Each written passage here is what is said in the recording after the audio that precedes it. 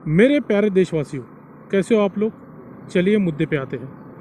दोस्तों, वैसे थंबनेल से आपको पता चल गया रहेगा कि मैं आज किस चीज़ के ऊपर बात करने वाला हूँ। ये 2-3 दिन पुरानी बात है कि हमारे ऑफिस का एक कलीग था।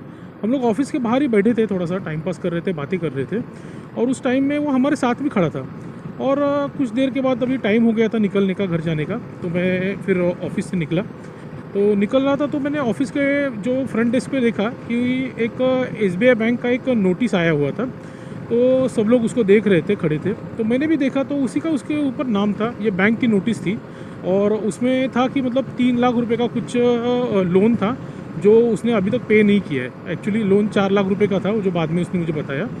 तो उसका रीपेमेंट नहीं किया है, इसीलिए बैंक ने उसको लीगल नोटिस भेजा था। अब लीगल नोटिस भेजा था तो वो नोटिस उसने लिया नहीं, वो भाग गया था। वो हमारे साथ ही खड़ा था, तब वो बैंक वाला नोटिस लेके आया था। जब उसने देखा ना कोई बैंक वाला आ रहा है, तो वो अंदर भाग गया था। तो जब मेरे को पता चला ना दोस्तों, तो आपको पता है कि मेरा नेचर है, हम लोग काउंसलिंग करते हैं। तो फिर मैंने उसको सबसे पहले बाहर पकड़ा, पीछे की तरफ चाय पीने के लिए लेके गया। और मैंने ना उसको पूछा कि एग्जैक्टली दोस्त है ना, प्रॉब्लम क्या हुआ, क्यों, मतलब तुमने पहले तो ये लोन क्यों लिया, और लोन लेने के बाद ये रीपेमेंट क्यों नहीं कर पा रहे। तो उसने मुझे है ना जो बताया ना फैक्ट, वो बहुत शॉकिंग था। बोलता है कि मैं जॉइंट फैमिली में रहता था, मेरी वाइफ के पास कम से कम 19 तोले का सोना था। और फैमिली में इतने प्रॉब्लम हो गए थे, उसके 2 भाई थे, एक बहन थी, शादी थी बहन की, सब है।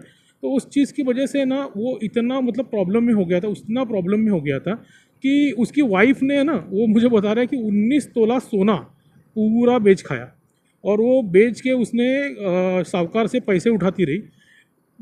सिंपल सी बात है, फाइनेंशियल नॉलेज नहीं है कि गोल्ड लोन अगर आप किसी साहूकार से उठाते हो तो उसका रीपेमेंट भी तो करना है ना। तो ये सब चीज़ें रहती है, वो नहीं पता था। उसने पैसा उठाता रहा, पैसा उठाती रही, पैसा उठाती रही। और ऐसा कर करके उसने पूरा 19 तोला पूरा गंवा दिया अपना। और साहूकार लोग तो बैठे ही है आपका सोना पूरा ग्रैबिंग करने के लिए। तो वो सब हो गया था। अब ये तो हो गया, तो पैसा पूरा ख़त्म हो गया। अब मुझे बता रहा है कि एक ऐसा इंसिडेंस हुआ कि अचानक से मुझे जॉब छोड़ना पड़ा, मतलब जॉब छूट गया था, जॉब से निकाल दिया उसको। अब जॉब से निकाल दिया तो फिर अभी क्या कर सकते हैं। तो फिर उसके वाइफ ने वही किया कि इधर उधर से पैसा लेना चालू कर दिया। तो कर्जे बढ़ा लिए पहले तो उसके ऊपर। कर्जे बढ़ाने के बाद ये कर्जा पेमेंट करते करते करते करते बेचारे की हालत ख़राब हो गई। इतनी हालत ख़राब हो गई कि आज ये हालत है कि उसके पास अभी कुछ बचा ही नहीं है करने के लिए। तो मैंने उसको बोला कि भाई देख, मैं भी एक बार इस लोन ट्रैप में फंस चुका हूँ, और मुझे पता है कि बैंक वाले रहते हैं ना, वो अपना 1 रुपया भी छोड़ते नहीं है। 1 रुपया भी उन लोगों का है ना आपसे मतलब छुट्टा नहीं है। अगर उनको आपसे वसूली करनी है तो वो पूरा पैसा आपसे वसूल करते हैं। तो फिर अब इस कंडीशन में मतलब क्या करना चाहिए था।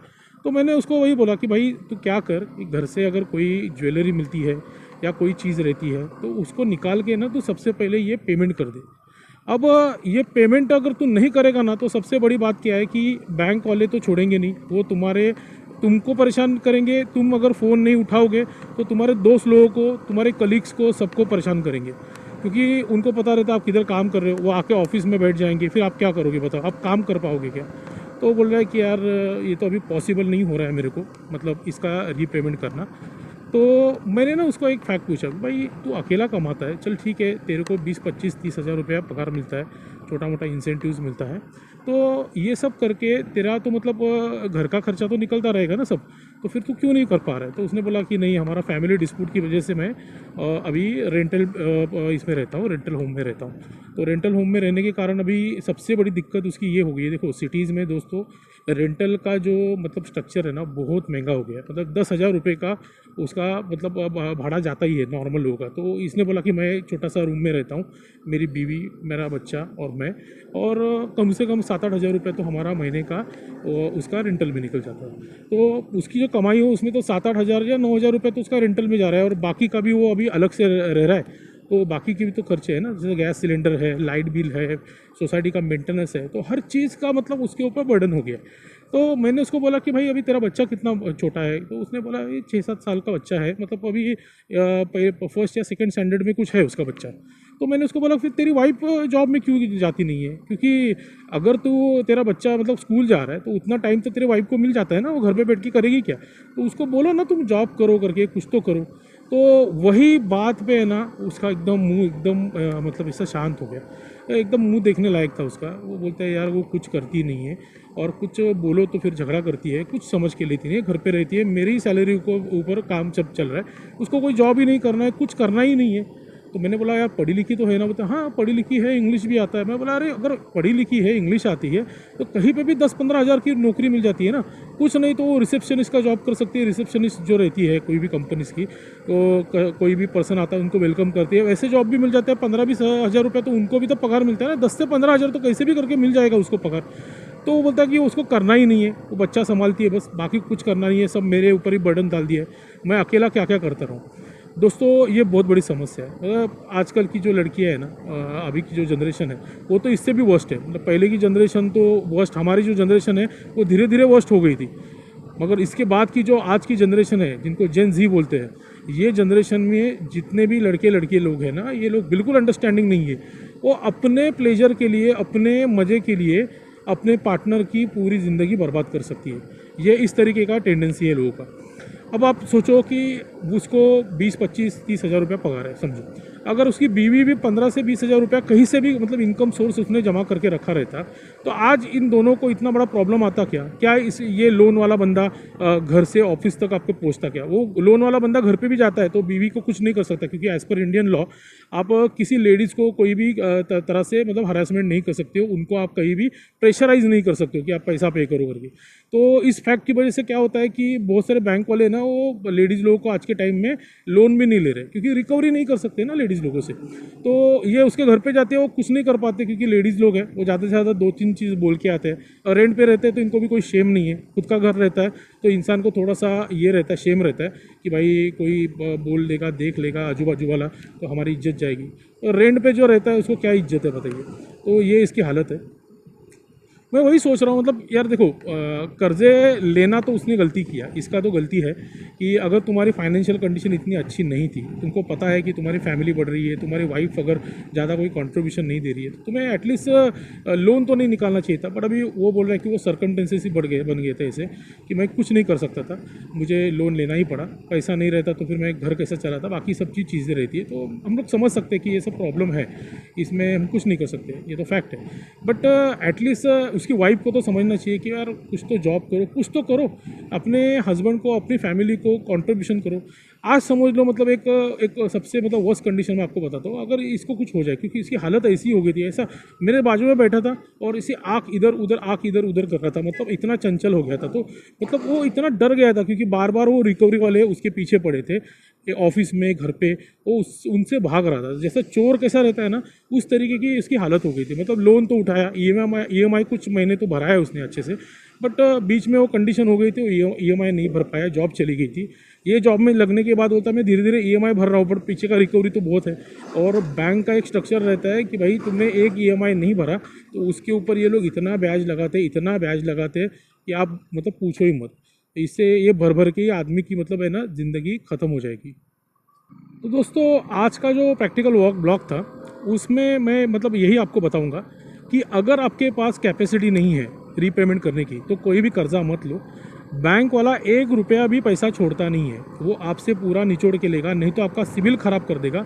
ये तो मुझे ये भी बोल रहा था कि यार बैंक वाले बोल रहे हैं कि कुछ आप सेटलमेंट कर दो। मैं बोला सेटलमेंट करेगा तो ज़िंदगी भर के लिए तेरा सिविल ख़त्म हो गया, फिर तुझे कहीं पे भी कोई भी लोन नहीं मिल पाएगा। और अभी तो मतलब तेरा एज इतना ज़्यादा नहीं है, तू बिलो 40 एज है।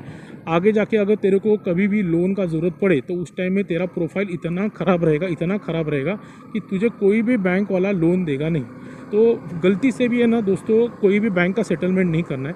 पहले तो लोन लेने से पहले ना अपनी कैपेसिटी देखो। मैं खुद फंस चुका हूँ इस लोन ट्रैप में, और मैंने भी मतलब बहुत सारा सेक्रीफाइस करके ना ये पैसा मतलब जो लिया था लोन से ये पेमेंट किया है। तो अगर आपकी कैपेसिटी नहीं है तो लोन मत लो। सेकेंड, आपकी फैमिली, ये आप अगर शादी कर रहे हो ना, तो मैं तो सीधा बोलता हूँ, देखो आज के टाइम में वर्किंग पार्टनर की ज़रूरत है। अकेले के ऊपर घर चलाया नहीं जा सकता, एक इंसान के ऊपर डिपेंड रह के पूरी फैमिली चलाई नहीं जा सकती, एक्सपेंसेस चलाए नहीं जा सकते हैं। आपको कैसे भी करके एक वर्किंग पार्टनर की ज़रूरत है। अगर कोई लड़की जॉब करने को रेडी नहीं है, कुछ नहीं है, तो आप सबसे पहले मतलब शादी से पहले ही बता दो कि भाई जॉब करना है।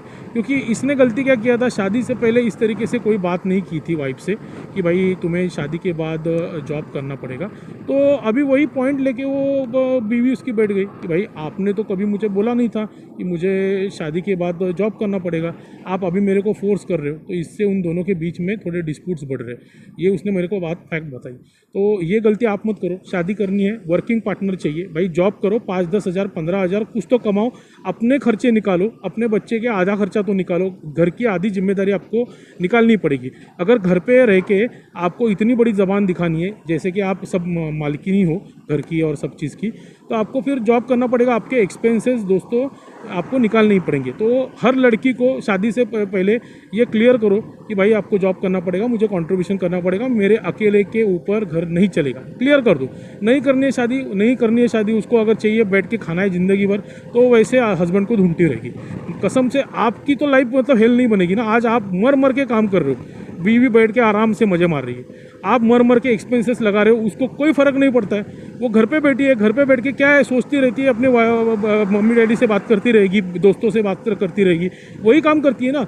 बट बाकी का प्रेशर और सब चीज़ें तो एक पुरुष ही हैंडल कर रहा है। घर का जो मेन अर्निंग पर्सन है वो हैंडल कर रहा है। इतना स्ट्रेस में लाइफ जी रहा है, इससे कितना बड़ा इफेक्ट होता है मालूम है दोस्तों। बहुत सारे लोगों की है ना जान चली जाती है ये सब की वजह से कि भाई इतना प्रेशर, जॉब पे प्रेशर अलग से, अपना लाइफ का प्रेशर अलग से, ऊपर से फैमिली का प्रेशर, इसकी वजह से लोगों की ज़िंदगी ख़त्म हो जाती है। तो ये है ना एक बहुत बड़ा फैक्ट है। तो इसीलिए मैं आपको बताता हूँ कि कैसे भी करके ना शादी करोगे ना, तो ऐसी लड़की से शादी करोगे कम से कम है ना वो 4 पैसा कमाती है। ओके।